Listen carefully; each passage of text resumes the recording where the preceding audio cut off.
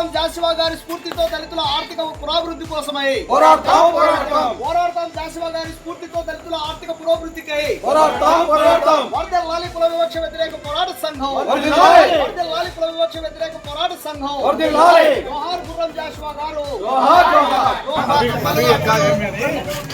శ్రీరామ్ నగర్ వాసులందరికీ కుల వివక్ష వ్యతిరేక పోరాట సంఘం తరపున సామాజిక ఉద్యమ నమస్కారాలు తెలియజేస్తా ఉన్నాం. ఈరోజు మన పేటలో గుర్రం జాషువా గారి 129వ జయంతి కార్యక్రమాన్ని మనం నిర్వహించుకుంటా ఉన్నాం. గుర్రం జాషువా గారు వాస్తవంగా రేపు అంటే 28వ తారీఖు సెప్టెంబర్ 28వ తారీఖు ఆయన జన్మించాడు. ఇప్పటికి ఆయన పుట్టి 129 సంవత్సరాలు అయింది. మనమంతా గుర్తుపెట్టుకోవాల్సినటువంటి అంశం ఏమంటే, ప్రధానంగా ఒక మనిషి మన ఇళ్లలో కూడా మనం చూస్తుంటాం, మనుషులు పుడతారు చనిపోతారు. మన తాత ముత్తాతలను కూడా మనం చూసాం. కానీ ఎవరిని గుర్తుపెట్టుకుంటాం? ఈ సమాజంలో ఎంతో కొంత సమాజానికి ఉపయోగకరంగా ఉన్నటువంటి వ్యక్తులు మాత్రమే మనం గుర్తుపెట్టుకునేటువంటి పరిస్థితి మనందరికీ తెలుసు. జనరల్గా మేము గుర్రం జాషువా గారి జయంతిని ప్రతిసారి ఎక్కడ జరిపే వాళ్ళం అంటే ఆఫీసుల్లో జరుపుకునే వాళ్ళం. మా ఆఫీసుల్లో కేంద్రాలుగా చేసుకొని వాటిలో వచ్చినటువంటి కమిటీ సభ్యుల మధ్య మాత్రమే జరుపుకునే వాళ్ళం కాదు. కానీ ఈసారి అట్లా కాదు. ఏ సమాజం కోసం అయితే ఆయన పనిచేశాడో, అహర్నిశలు ఏ సమాజం అయితే బాగుండాలని చెప్పేసి కోరుకున్నాడో, ఏ సమాజం అయితే ఇప్పటికీ ఇంకా అత్యంత దుర్మార్గమైన బతుకులు బతుకుతున్నాయని చెప్పేసి ఆయన భావించాడో, అలాంటి ప్రజల మధ్య కనుక జరుపుకుంటే వాళ్ళకి కాస్త కూస్తో విషయాలు తెలుస్తాయనే ఉద్దేశంతో గుర్రం జాషువా గారి మహాకవి జయంతిని మనం ఇక్కడ జరుపుకుంటాం. మనందరికీ తెలిసి ఈ సమాజంలో జ్ఞానం ఎవడెక్కువ సొత్తు కాదు. జ్ఞానం అంటే ఈ సమాజంలో కొద్దిమందికే పరిచయం, కొద్దిమందికే సొంతం అని చెప్పేటువంటి వ్యవస్థలో మనం ఇప్పటికీ బతుకుతా ఉన్నాం. ఎప్పుడో పూర్వకాలంలో మనుషులకు విద్య లేనటువంటి కాలంలో కాదు, ఇప్పటికీ మనం చూస్తే దళితులంటే ఎస్సీలంటే మీకు చదువున్నా సరే మీకు జ్ఞానం లేదు అని చెప్పేటువంటి ఒక దుర్మార్గమైన వ్యవస్థ ఇప్పటికీ కొనసాగుతూ ఉంది. అయితే అలాంటి వాళ్ళలో ఒక మహాకవి గుర్రం జాషువా గారు మా జాతిలో ఉన్నారు అని చెప్పేసి మనం గర్వంగా చెప్పుకోవచ్చు. ఎందుకోసం అంటే దాదాపు పదుల సంఖ్యలో దాదాపు 80-90 పుస్తకాలు ఆయన రాశాడు. 80-90 పుస్తకాలు రాయడమే కాదు, చాలా మంది కవులకు బిరుదులు ఇస్తూ ఉంటారు. బిరుదులు ఇస్తేనే వాళ్ళకి చాలా సంతోషం అనిపిస్తుంది. ఎందుకంటే ఆయన గుర్తించడం, ఆయన గొప్పతనాన్ని 10 మందికి చాటి చెప్పడం. కానీ అందరు కవులకు ఇచ్చేటువంటి జనరల్ బిరుదులు కాదు ఆయనకి. మొత్తం సమాజమే గుర్తించుకునేటువంటి నవయుగ కవి చక్రవర్తి అని చెప్పేటువంటి ఒక అత్యంత గొప్ప బిరుదాంకితుడు మహాకవి జాషువా గారు. ఆయనని విశ్వకవి అని అంటారు, విశ్వనరుడు అని చెప్పేసి చెప్తారు. మనిషి అయినటువంటి వాడు ఒక ప్రాంతానికి మనం చూస్తాం, మనం ఎవరికి పరిమితం అవుతాం? మన కుటుంబానికి పరిమితం అవుతాం, లేదా మన బంధువులకు పరిమితం అవుతాం, లేదా ఆ సామాజిక తరగతిలో ఉండేటువంటి మన కుటుంబాలకు పరిమితం అవుతాం. కానీ అక్కడితో సరిపోదు. ఈ విశ్వంలో ఉండేటువంటి ప్రతి ఒక్కరి వాడిని నేను అని చెప్పేసి చెప్పేటువంటి వాడు విశ్వకవి మహాకవి గుర్రం జాషువా గారు. ఆయన మీరు గమనిస్తే చాలా కథలు రాస్తాడు. ఆయన ఫిర్దౌసి అనేటువంటి పుస్తకం రాస్తాడు, గబ్బిలం అనేటువంటి పుస్తకం రాస్తాడు, గాంధీ శీకుడు అని చెప్పేటువంటి పుస్తకం రాస్తాడు, యేసు చరిత్ర అని చెప్పేటువంటి పుస్తకం రాస్తాడు. ఇట్లాంటి అనేక రకాల పుస్తకాలు రాశాడు. మనమందరికీ తెలుసు. ఎవరైనా కథా వస్తువుగా అంటే జనరల్గా మనం చూస్తాం, ఒక అందమైన పక్షిని వర్ణించాలి అంటే మన సీతాకోక చిలుక లేదా రామచిలుక లేకపోతే ఏదో మంచి అద్భుతమైన పిట్ట ఇట్లాంటి వస్తువులు తీసుకుంటాం. కానీ ఆ మహాకవి తీసుకున్నటువంటి కథా వస్తువు ఏమంటే గబ్బిలాన్ని కథా వస్తువుగా తీసుకుంటాం. మన గబ్బిలాన్ని ఏం చేస్తాం? జనరల్గా గబ్బిలం అంటే ఎక్కడో పాడుపడ్డ బిల్డింగుల్లో లేకుంటే ఎవరు మనుషులు పోయినటువంటి ప్రాంతంలో గబ్బిలం ఎప్పటికీ ఏలాడబడుతూ ఉంటుంది అని చెప్పేసి దాన్ని చూస్తేనే మనం భయపడతా ఉంటాం. కానీ ఆయన సమాజం గురించి చెప్పినటువంటి మాట ఏమంటే, ఈ దేవాలయాల్లోకి గబ్బిలమైన లోపలికి పోతుంది, ఓ మహా నీవైనా నా బతుకు నేను ఎలాగో ఆ గుడి మెట్లు లోపలికి దాటి వచ్చేటువంటి పరిస్థితి లేదు. కాబట్టి కాశీలో ఉన్నటువంటి విశ్వేశ్వరుడు గబ్బిలమా నువ్వైనా ఆ విశ్వేశ్వరుడికి పూజారి లేనప్పుడు చాటుగా అయినా నా బాధలు చెప్పు అని చెప్పేసి ఆయన చెప్తారు. అంటే ఒకే ఒక చిన్న ఉదాహరణ మాత్రమే నేను చెప్తా ఉన్నా. చాలా పెద్ద పెద్ద విషయాలు ఆయన అనేక తన కథా వస్తువుల్లో చెప్పేటువంటి ప్రయత్నం చేస్తాడు. మనం చూస్తాం చాలా మంది పెద్దలు ఇప్పటికీ పట్టణ ప్రాంతాల్లో వేయడం తక్కువైనా గ్రామీణ ప్రాంతాల్లో ఇప్పటికీ మనం జాతరలో, తిరునాళ్ళలో, పండుగలో, ఉత్సవాల్లో, ఉరుసులో జరిగితే ఇప్పటికీ డ్రామాలు వేస్తారు. డ్రామాలు వేస్తే సత్యహరిచంద్ర నాటకం వేస్తారు. సత్యహరిచంద్ర నాటకంలో 1వ సీను, 2వ సీను, 3వ సీను, 4వ సీను అని చెప్పి 4 సీన్లుగా డ్రామా ఆడతారు. దీంట్లో అత్యంత ఉత్సాహభరితంగా అత్యంత ప్రజలు ఆదరణ పొందినటువంటి సీన్ ఏది అంటే 4వ సీన్. దాన్నే కాటి సీను అంటారు. కాటి సీను అంటే హరిశ్చంద్రుడు తన భార్యను అమ్ముకున్న తర్వాత శ్మశానంలో కాపలా ఉంటూ ఉండేటువంటి సీను. దాంట్లో ఉన్న ప్రతి పద్యము మన జాషువా గారు రాసినటువంటి ప్రతి పద్యము ఆణిముత్యమే.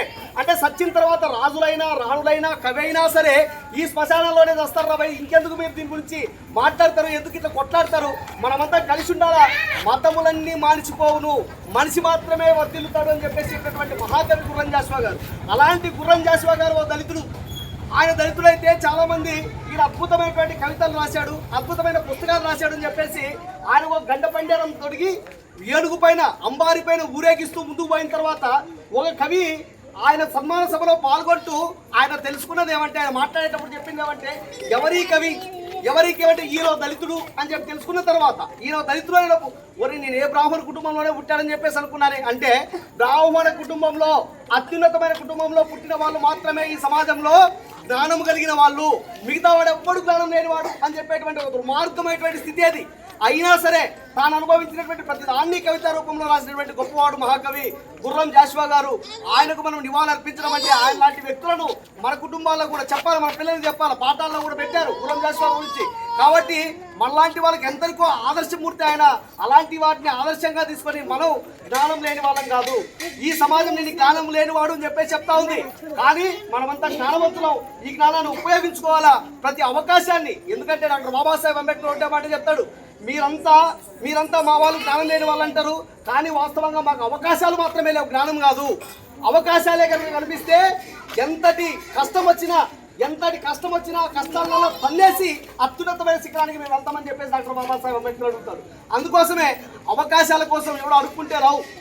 వ్యవస్థలో ఉన్న పాలకులు వాళ్ళు చేస్తున్నట్టు పని ఏమంటే, మనం కేవీపీఎస్గా ఒక పెద్ద చట్టం కోసం పోరాటం చేసి చట్టం సాధించాము ఈ రాష్ట్రంలో, ఎస్సీ ఎస్టీ సప్లాన్ చట్టం అని చెప్పేసి. ఈ చట్టం ప్రకారంగా దళిత వాడలు డెవలప్ కావాలా, వీధులు డెవలప్ కావాలా, వ్యక్తులు ప్రత్యేక రుణాలు ఇవ్వాలా అని చెప్పేసి చట్టం ఉంటే చట్టాన్ని అమలు చేసే పరిస్థితి లేదు.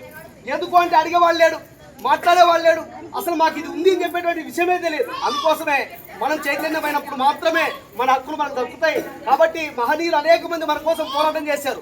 మనమేమో వీధుల్లో తెలియకోకుండా అవే కష్టాలు పడుకుంటూ అదే బతుకుంటూ ఒకే ఇళ్లలో ఒకే చిన్న వాటిలో అద్దెల్లోనూ అట్లే ఉండేటువంటి పరిస్థితి కొనసాగుతూ ఉంది. అందుకోసమే మా హక్కుల కోసం మేము ఐక్యంగా గుర్రం జాషువా యొక్క స్ఫూర్తితో ఐక్యమవుతాం, అడుగుతాం, మా హక్కులను సాధించుకుంటాం, మా పిల్లల్ని అంతే అద్భుతంగా తయారు చేస్తామని చెప్పేటువంటి స్ఫూర్తిని మీరు అందరూ పొందాలని చెప్పేసి కోరుకుంటూ ఈ అవకాశం మీ అందరికీ ధన్యవాదాలు తెలియజేస్తూ సెలవు మిత్రులు. ఈరోజు మనం కవి గురించి ఎందుకు తెలుసుకోవాలా, ఆయన రాసిన రచనలు ఎందుకు తెలుసుకోవాలా, ఈ సమాజానికి మనకు గుర్రం జాషువా గారు ఏం సందేశం ఇచ్చినాడు, ఈ విషయాలు చాలా వరకు తెలియకుండా ఈరోజు పాలకులు ఎవరైతే మనల్ని పాలిస్తున్నారో కేంద్రంలో కానీ రాష్ట్రంలో కానీ వీళ్ళందరూ కూడా అంటే నిజాన్ని నీకు తెలియకుండా వాస్తవాన్ని తెలియకుండా మనం అంధకారంలో ఉండేలాగా ఈరోజు మనకు రాజకీయ నాయకులు వాస్తవిక విషయాలు తెలియకుండా చేసే విధంగా ఈరోజు చేస్తున్నారు. అట్లాంటి విషయాలు కూడా మనం జాగృత కావాలా, మనం చైతన్యవంతం కావాలా. మనం ఏ రకమైన దోపిడీకి గురవుతున్నాము, ఈరోజు ఆకలికి మనం గురవుతున్నాము, ఈరోజు ఇల్లు లేక ఇబ్బంది పడుతున్నాం, ఈరోజు చదువు లేక ఇబ్బంది పడుతున్నాం, ఈరోజు ఉచితంగా వైద్యం అందక ఇబ్బంది పడుతున్నాం. మరి వీటన్నిటికీ ఇవన్నీ కూడా మనకు అందకుండా చేస్తున్న వాళ్ళు ఎవరు, మనం ఎందుకు దోపిడీకి గురవుతున్నాం, మనకు దోపిడీ ఎవరు చేస్తున్నారు అనేది తెలుసుకోవాలని ఆ రకంగా ఆయన పద్యాల రూపంలో ఆయన వ్యాస రచనల్లో ఆయన చేసినటువంటి దాంట్లో మనకు ఉండేటువంటి కష్టాలు ఇప్పటికి కూడా ఇంకా చాలా గ్రామాల్లో గుడిలోకి కూడా రానియారు అందరినీ, కొందరు మాత్రమే రావాలంటారు. కొన్ని చోట్ల ఇంకా టీ గ్లాసులు తాగే వాటిని కూడా వేరుగా పెట్టి పలానా వాళ్ళే ఈ గ్లాసులు తాగాల, మిగతా వాళ్ళు తాగకూడదు అంటారు. ఇంకొక ఈ వీధిలో నచ్చకూడదు అంటారు, ఇంకో చోట చెరువులో దిగకూడదు అంటారు. అంటే ఇట్లాంటి అసమానతలు ఈ సమాజాలు ఉన్నాయి. కానీ ఈ అసమానతలు ఉండకూడదు. ఈ దేశంలో అందరూ మానవులంతా ఒక్కటే, ఈ దేశంలో అందరూ సమానంగా ఉండాలా, అందరికీ హక్కులున్నాయని తెలియజేసినటువంటి వ్యక్తి మన గుర్రం జాషువా గారు. కాబట్టి అట్లాంటి చైతన్యపూరితంగా ఈ దేశంలో సంపద అంతా కూడా అందరికి సంబంధించినది, ఈ దేశంలో విద్య అందరికి సంబంధించినది, ఈ దేశంలో వైద్యం అందరికి సంబంధించినది, ఈ దేశంలో ఇల్లు అందరికి అవసరం. కాబట్టి ఇవన్నీ కూడా అందరికి అందాలా. అందినప్పుడే మనం మంచి సమాజం, మానవులంతా సమానంగా ఉన్నారని మనం సమాజానికి చెప్పడానికి అవకాశం ఉంటుంది. కాబట్టి అందుకనే అన్ని విషయాలు కూడా మనం చైతన్యపూర్వకంగా పాలించే పాలకులు మనకు ఏ విధంగా మోసం చేస్తున్నారు, ఈ మోసం చేసే వాళ్ళ గురించి మనం తెలుసుకోవాలా. మనకు మంచి ఎవరు చేస్తారు వాళ్ళకే మనం సహాయం చేయాలా అనే విధంగా అంత చైతన్యవంతంగా మనం మాటల్లో ఇప్పుడు మీటింగ్ చెప్తే కొంత మాత్రమే అర్థమవుతాయి, కానీ ఆయన పద్య రూపంలో పాట రూపంలో మరి ఇట్లాంటి రకరకాల రచనల ద్వారా సమాజంలో అందరినీ కూడా చైతన్యం చేయడం కోసం గుర్రం జాషువా గారు ఆయన కవిత్వం, ఆయన రచనలు ఈ దేశంలో ఇప్పటికి కూడా ఎన్నో ఏళ్ల కిందట ఆయన రాస్తే ఇప్పటికి కూడా అవి విరాసిల్లుతున్నాయి, ఇప్పటికి కూడా ప్రజల్లో అవి బాగా చైతన్యవంతంగా ముందుకు పోతున్నాయి. కాబట్టి అట్లాంటి గుర్రం జాషువా మనం మన వీధిలో ఆయన జయంతి జరుపుకోవాలని ఈరోజు మనం ఇక్కడికి మన వీధిలోకి తీసుకురావడం జరిగింది. కాబట్టి పిలిచిన వెంటనే మీరంతా కూడా వచ్చినందుకు మీ అందరికీ కూడా పేరు పేరున ధన్యవాదాలు తెలియజేస్తున్నాను.